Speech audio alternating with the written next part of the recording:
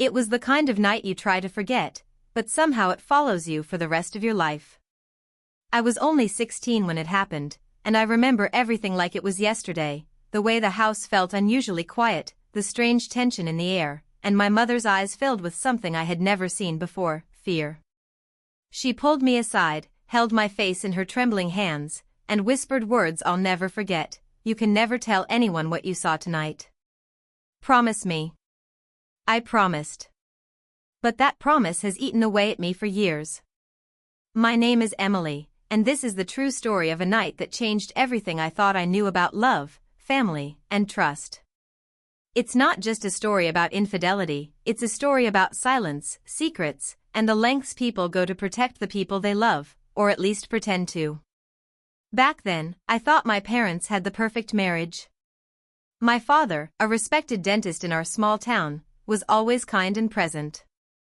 My mother, quiet and elegant, held the house together with grace.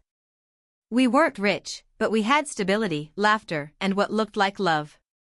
At least, that's what I believed. That night started like any other. We had dinner around the table, Dad cracked his usual jokes, and Mom smiled like everything was fine. But I should have noticed the tightness in her smile, the way her hand trembled as she poured the wine. Something wasn't right. Later, I woke up to whispers, low, sharp, urgent. I crept out of my room, tiptoeing down the hallway. And that's when I saw something I wasn't supposed to. Something I couldn't unsee. I remember the sound of my own breath catching in my throat, the way my legs froze, and how my heart began pounding so loud I was sure someone would hear it. Mom found me standing there, eyes wide, my whole body shaking. She didn't yell. She didn't cry.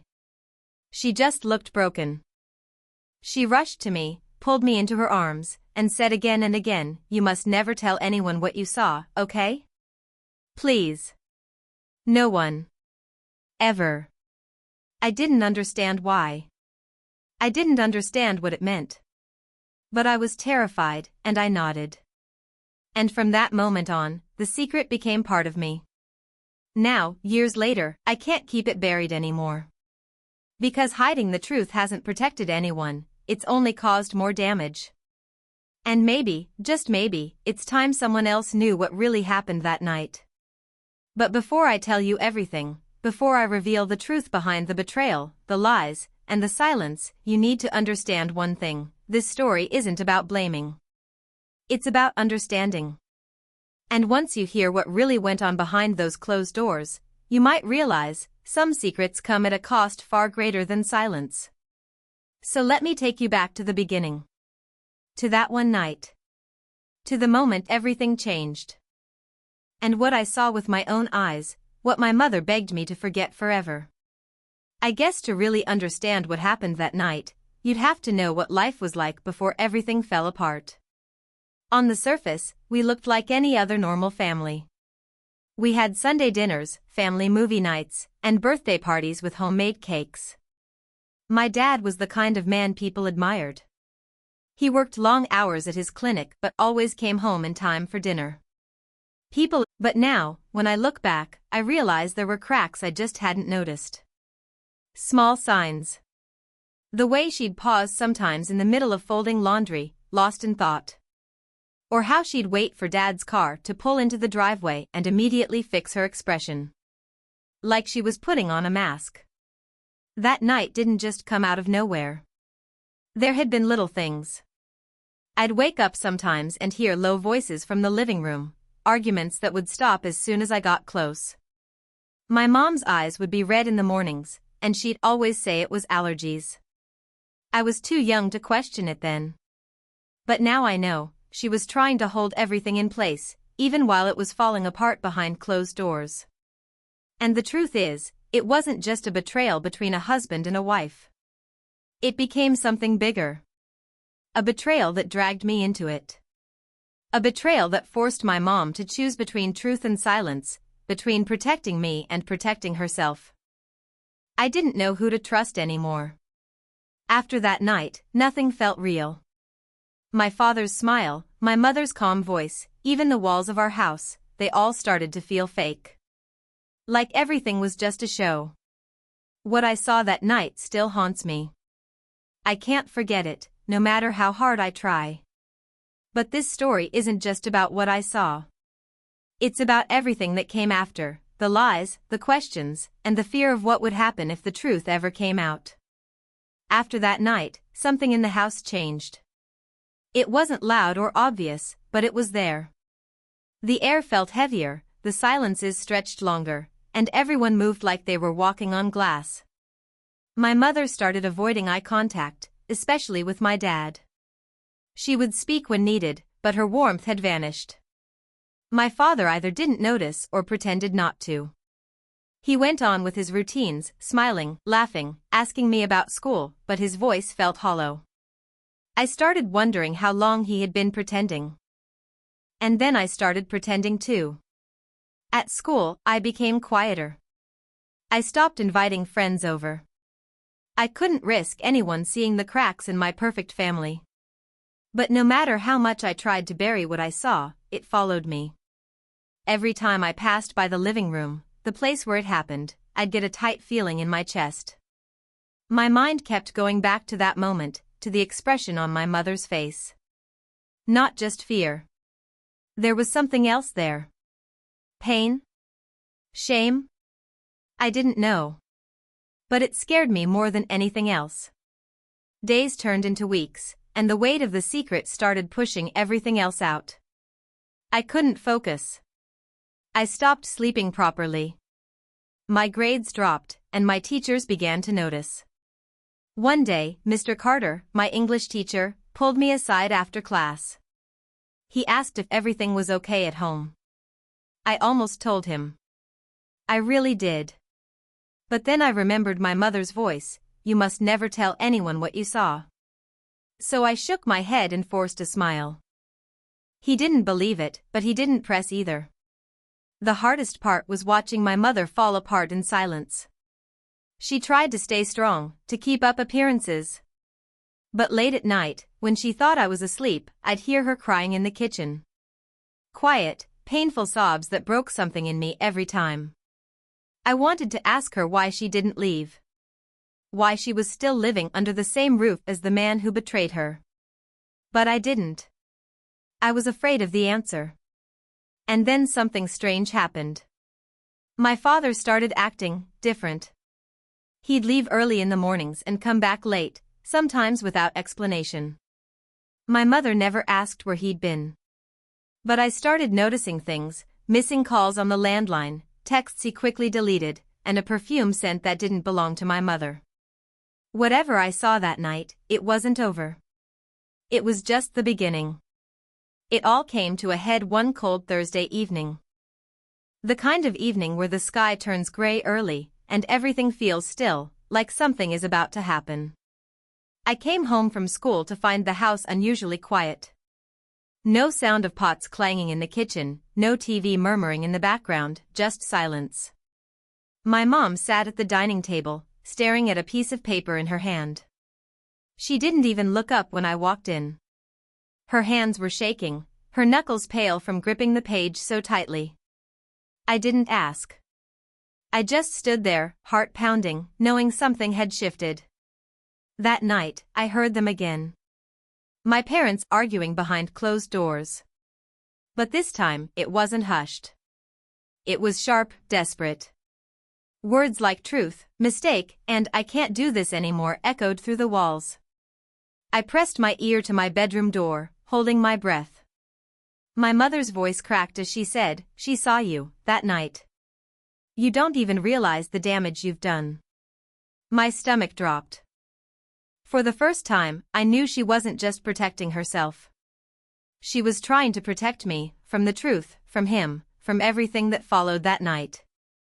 I didn't sleep at all. The next morning, I noticed something different in her eyes. Like she had made a decision. She told me to come straight home after school, that she needed to talk to me. I could see the fear in her voice, even though she tried to sound calm.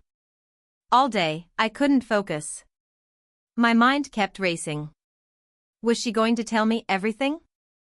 Was she finally going to break her silence? When I came home that evening, the living room was dark, and my mom wasn't there. Instead, my father was sitting in his chair, staring at the fireplace like he was waiting for something. Or someone. I froze. The tension in the room was thick. He looked up at me slowly and said, "We need to talk." About that night. My heart nearly stopped. After all these months, he was going to acknowledge it? But before either of us could say anything else, the front door opened, and my mom walked in, her face pale, her lips pressed together. She was holding something in her hand. A small black notebook. She looked at me, then at my father, and said, "No more secrets. It's time." And that's when everything started to unravel. My mother placed the black notebook on the coffee table like it carried a weight she couldn't hold any longer. My father didn't move. He just stared at it, his face unreadable. I looked between them, heart pounding, unsure of what was about to happen. My mother's voice was low but firm as she said, "You think you've hidden everything, but I know more than you realize. And she deserves to know too." She was talking about me. I sat down slowly, unsure if I even wanted to know what was inside that notebook. But deep down, I knew, this was bigger than I had imagined. She opened it with shaking hands and turned a few pages toward me. I leaned in, scanning the messy handwriting, the dates, the names. My breath caught. It wasn't just about my father's betrayal. It was years of entries my mom had written whenever something felt wrong. Missed calls, odd behavior, late nights. There were notes about other women, yes, but also about a second phone she found, and a large sum of money withdrawn just days before that night. It didn't make sense. My mom looked at my father. "Where did the money go? Why did you lie to me about it?" He finally spoke, but his voice had lost all confidence. "It wasn't what you think." His eyes flicked to me, then back to her. "I was trying to fix things, before it all got worse." My mom laughed under her breath. Not because it was funny, but because it was the only thing left to do when your world keeps spinning out of control. "Fix what, exactly?" she asked, her voice cracking. And then he said something I didn't expect. "There's someone else involved. It wasn't just me." The room fell silent.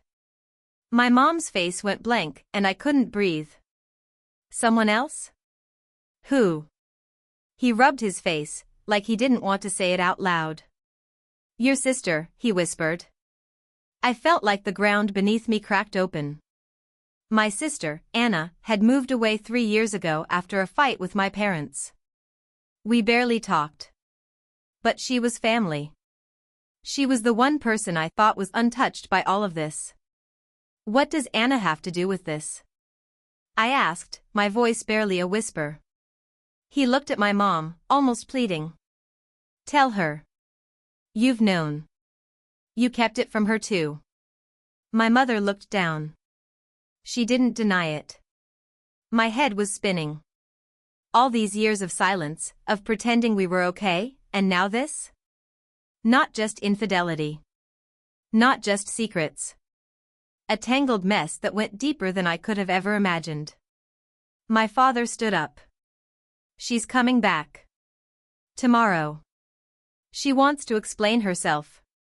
I didn't know whether to be angry or afraid. But I knew one thing for sure, this story wasn't over. It had just reached the part no one wanted to face. And now, everything was about to come undone. The next day felt unreal.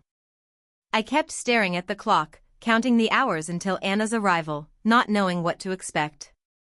My mother stayed quiet most of the morning, just going through the motions like a ghost. My father barely said a word, pacing the living room like he was waiting for a storm to hit.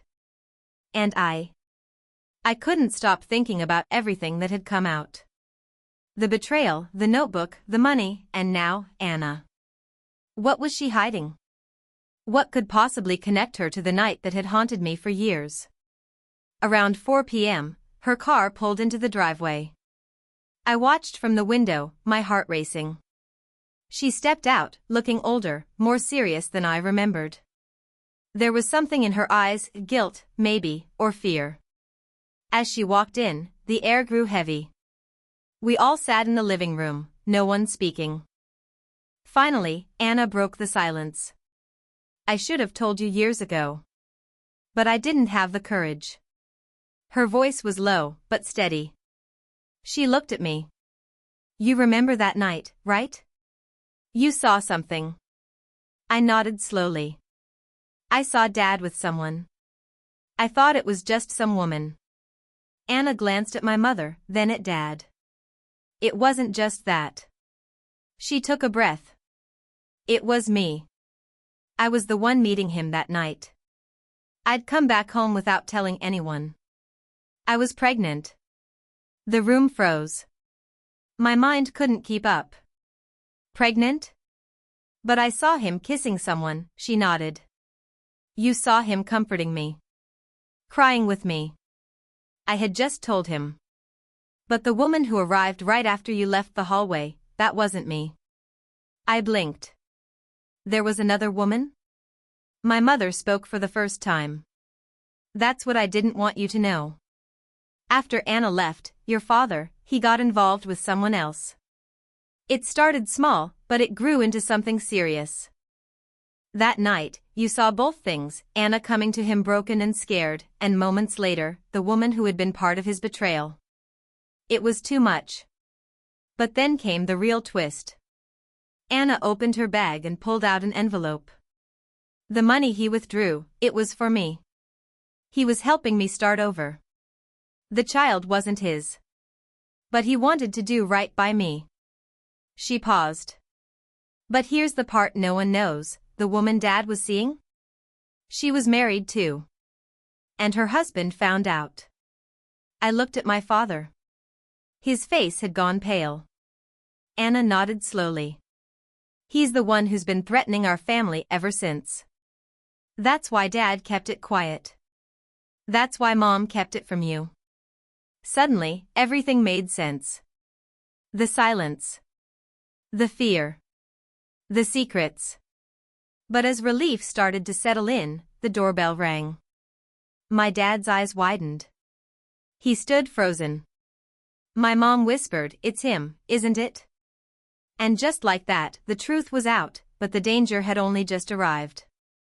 The doorbell echoed through the house, louder than it should have been. No one moved at first. My dad stood frozen in the middle of the room, as if everything he had buried for years had suddenly risen to the surface. My mom quietly walked to the door. She paused, took a deep breath, then opened it. A tall man stood outside. He didn't look angry. Just tired. His eyes scanned the room behind her until they landed on my dad. He stepped inside, slowly, like he wasn't sure what he was going to do. Then, in a quiet voice, he said, "I'm not here to cause trouble. I just needed the truth." My father nodded, like he'd been waiting for this moment for years. The man, whose name was Mark, explained that his wife, the woman my dad had been involved with, had confessed everything during a messy divorce. Mark had spent months searching for answers. He never wanted revenge, he just needed closure. What hurt him most was that it wasn't just about infidelity, it was about betrayal from people who should have known better. People who chose lies over honesty. What happened next wasn't dramatic. There was no yelling or violence. Just long conversations. Heavy ones. My father apologized, honestly and openly. My mother, for the first time in years, let herself speak freely without protecting anyone else. And Anna, she cried as she talked about how all the secrets had pushed her away. How ashamed she felt for carrying so much pain alone. In the days that followed, something changed in our home. It wasn't that everything was magically fixed, but the silence that had once haunted us began to lift. My mom and dad decided to separate, not out of anger, but because they had grown into different people while carrying too many secrets. They both agreed it was time to start new chapters, separately, with more honesty and less pretending. Anna stayed with us for a while. We talked more in those weeks than we had in years. I learned things about her life, her struggles, and how scared she had been. And in turn, I told her how lost I had felt holding a secret I didn't understand. The black notebook was put away, not forgotten, but no longer needed as a shield. It had done its part. Looking back, I realized that night changed more than just my view of my family. It taught me how deeply silence can cut, and how truth, no matter how painful, can also heal. Infidelity doesn't just hurt two people. It touches everyone around them. But what matters most is what comes after, the choice to hide or the choice to be honest, even when it's hard. This was never just a story about betrayal. It was a story about family, fear, and forgiveness. A story about how one night uncovered years of hidden truths. And maybe, just maybe, about how sometimes, breaking the silence is the only way to move forward. 57.